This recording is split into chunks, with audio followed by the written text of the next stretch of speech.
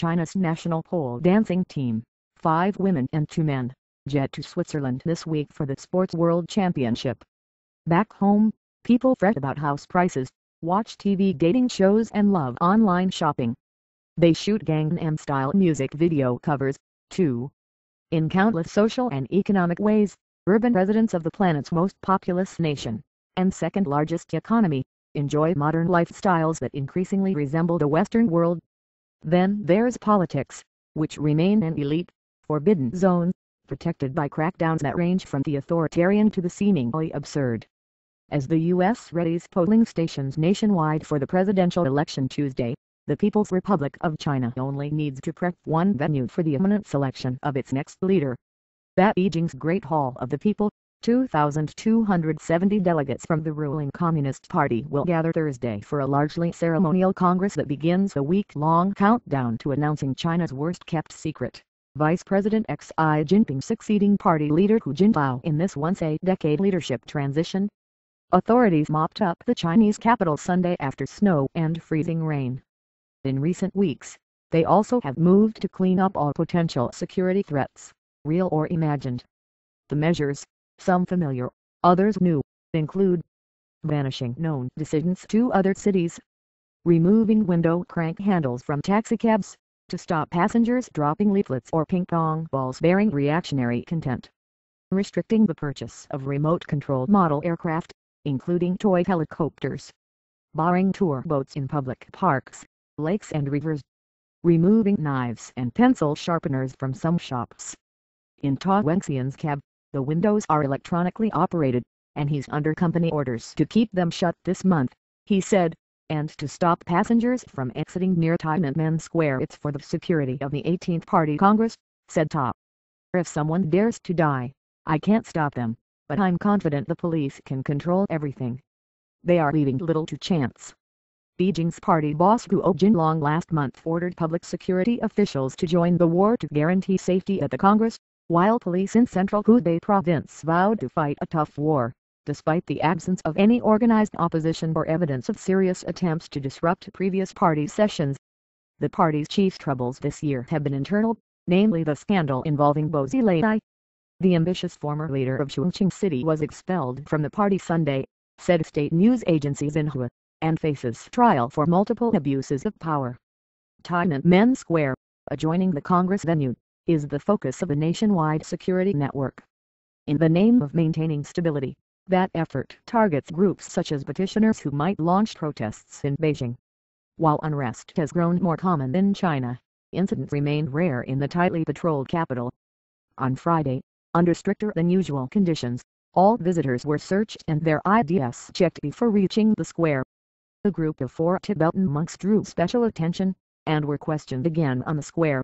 More than 60 self-immolations by Tibetans in the past year, protesting Chinese rule, represent just one of the many challenges facing Xi and his new generation of leaders. SWAT teams stand near Tiananmen and at Beijing's railway stations, while guards monitor major bridges to prevent anyone hanging banners. In Yan'an Hutong, one of the old city's time-worn alleys, Huan Chongsong and other retired neighbors proudly bear the red armbands that mark them among Beijing's 800,000 security volunteers. I have no opinion on who the new leaders will be, said Huan. As long as they do good things for us common people, we'll accept them.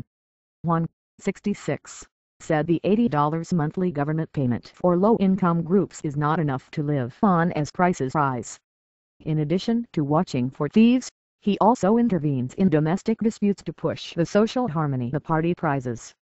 Corruption, however, is another matter. We all hate corruption, but as ordinary people have no control over it, he said.